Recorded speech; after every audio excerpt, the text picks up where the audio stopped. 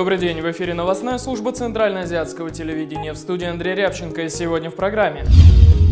Развязать узлы противоречий. В Ташкенте продолжаются таджикско-узбекские межправительственные переговоры. Организация Объединенных Наций ожидает от Узбекистана отчета о нарушении гражданских и политических прав. Таджикистан намерен лишать граждан, уехавших на войну за границу, подданства.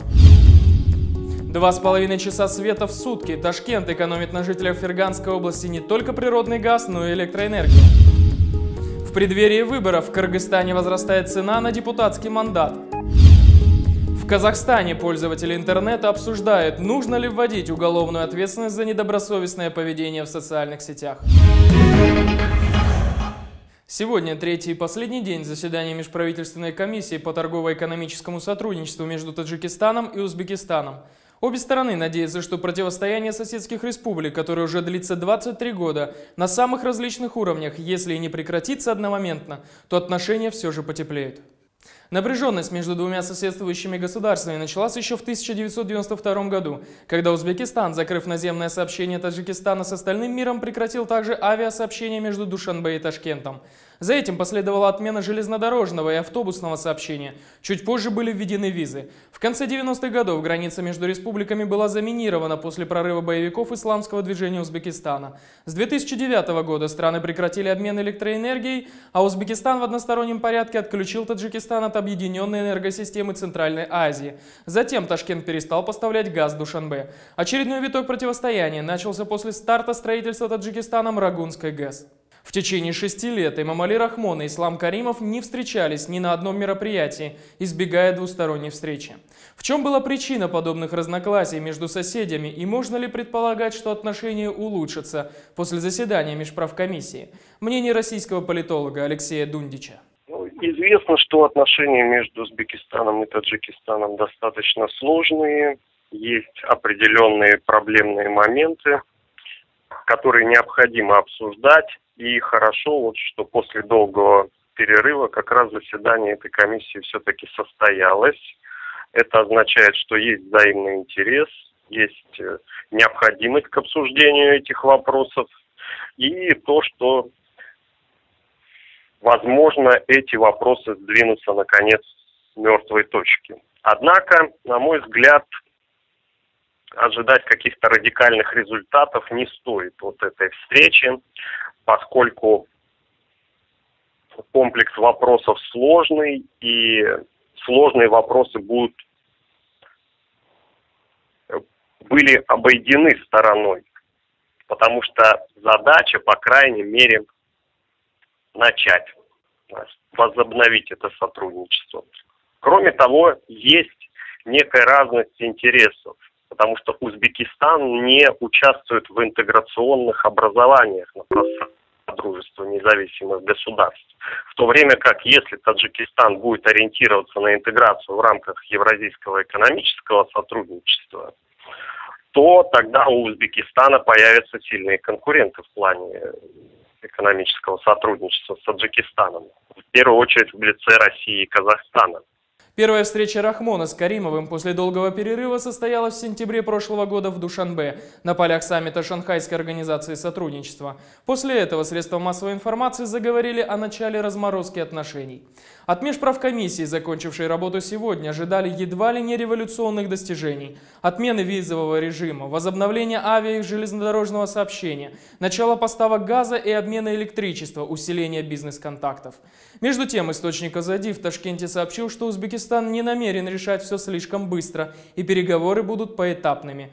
Рустам Азимов, вице-премьер Узбекистана, заявил, что именно экономическое сотрудничество позволит развязать все те большие узлы, которые образовались во взаимоотношениях двух стран в прошедшие годы. В Таджикистане рассматривается новый проект закона о гражданстве. Новые поправки не только предусматривают льготы в получении таджикского гражданства для тех, кто усыновит малолетних сирот республики или позволит при заключении брака с гражданином получить подданство уже через 3 года, но и вводят новое положение. К примеру, если закон будет одобрен парламентом, то граждане Таджикистана, примкнувшие террористическим организациям, автоматически будут лишены таджикского гражданства. Не противоречит ли закон Конституции страны? Ведь согласно ей никто не имеет права лишать натурализированного гражданина подданства. Комментарий правозащитницы Файзенисо Вахидовой. К сожалению, сегодня был принят такой закон, то есть поправки к закону о гражданстве Республики Таджикистан. И согласно этим поправкам впредь все граждане Республики Таджикистан, которые примкнули к террористическим и экстремистическим организациям, они автоматически лишаются гражданства. Конечно, этот закон вообще, это такая статья, противоречит нормам основного закона Республики Таджикистан, поскольку согласно Конституции человек, который на момент принятия Конституции и с момента рождения на территории Таджикистана является гражданином Республики Таджикистан. И принятие в гражданство и выход из гражданства рассматривается другими нормами закона. То есть это отсылочная норма закона, где, значит, отдельно предусмотрено такой порядок. Поэтому я думаю, что это неверный шаг, потому что человек, который, допустим, примкнулся к террористическим организациям, лишить его гражданства, а ведь в дальнейшем привлечение его к уголовной ответственности и другие вопросы, связанные с его привлечением, значит, создать для правоохранительных органов массу проблем. В конце этого месяца в Женеве стартует сессия Комитета по правам человека Организации Объединенных Наций. В повестке дня в том числе отчет властей Узбекистана о выполнении Международного пакта о гражданских и политических правах. 18 международных экспертов заслушают доклад представителя Узбекистана, который в прошлом году во время таких же слушаний прославился в интернете своим эмоциональным выступлением. Конечно же, правозащитнику не ожидает от представителей Узбекистана чистосердечного признания попрания гражданских прав узбекистанцев со стороны властей. По мнению аналитиков, это и не важно. Постоянные вести о пытках, политических преследованиях, переполненных тюрьмах и запуганных бюджетниках, эксплуатируемых на хлопковых полях, свидетельствуют о печальном положении дел. Существует ли прецедент давления на Узбекистан со стороны ООН по поводу нарушения прав человека? Интервью правозащитника Бахадыра Намазова.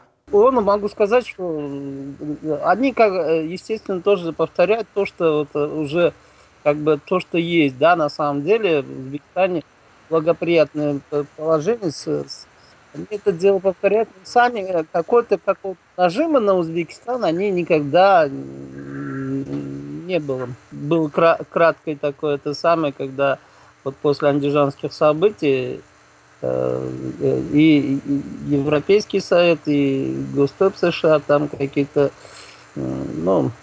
санкции ввели. Но эти санкции тоже были очень такие кратковременные. Если бы там что-то бы изменилось, бы другое дело. А так все так же и осталось. Правительство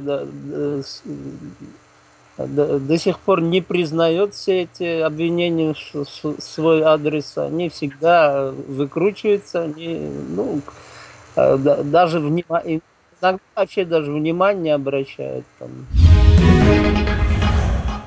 Между тем, внутри Узбекистана нарастает процент недовольных. В одном из районов Ферганской области местные жители планируют провести в субботу митинг с перекрыванием дорог. Причина – район уже несколько лет отключен от газоснабжения, а электричество населения подаются на 2,5 часа в сутки. Известная правозащитница Елена Урлаева официально уведомила власти о предстоящем митинге. Люди выйдут требовать не только возвращения газа и нормальной подачи электроэнергии, но и привлечения к ответственности главы района, который самовольно отнимает земли у местных жителей.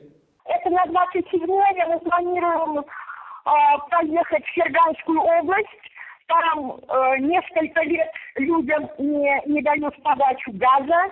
Они там готовят еду на морозе и какие-то там сухие дрова им дают там подать. В общем, не знаю, абсолютно большая проблема. Также не подают электричество. Я сама там была, убедилась, электричество действительно подают 2,5 часа в сутки. И Поэтому написали там заявление Хакимият, встретилась с жителями, может быть, с нашими активистами поедем и готовы перекрыть автотрассу, сделать такой протест, чтобы привлечь внимание к проблеме. По-другому никак нельзя.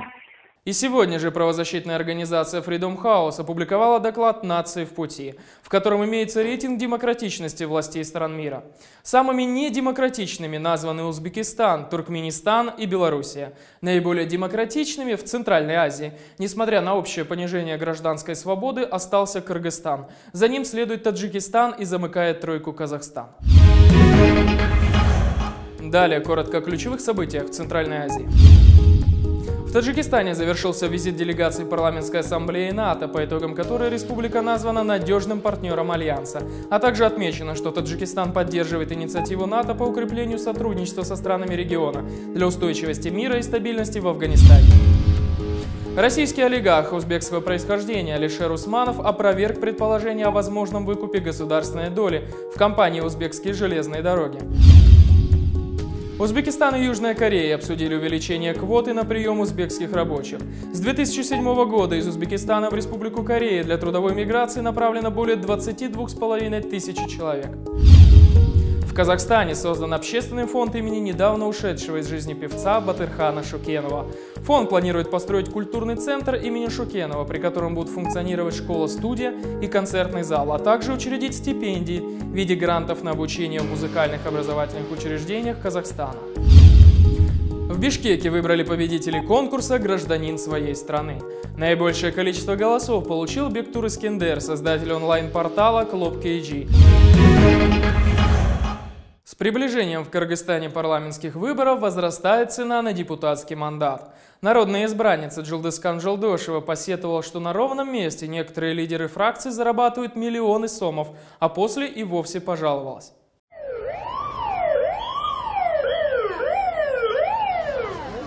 И сегодня же в Бишкеке прошел митинг против внесения очередных изменений в Конституцию.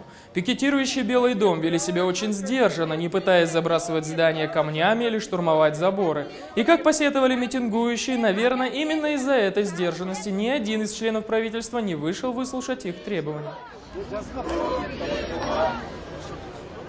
В свою очередь, митинг против изменений в Конституцию плавно перетек в запланированную на 10 часов акцию в поддержке судьи Конституционной палаты Клары Саранкуловой, которая была отстранена от должности из-за несогласия с законом о сборе биометрических данных. Всего в ее поддержку собралось чуть больше 50 человек. Участники акции кричали «Клара молодец» и «Руки прочь от Клары».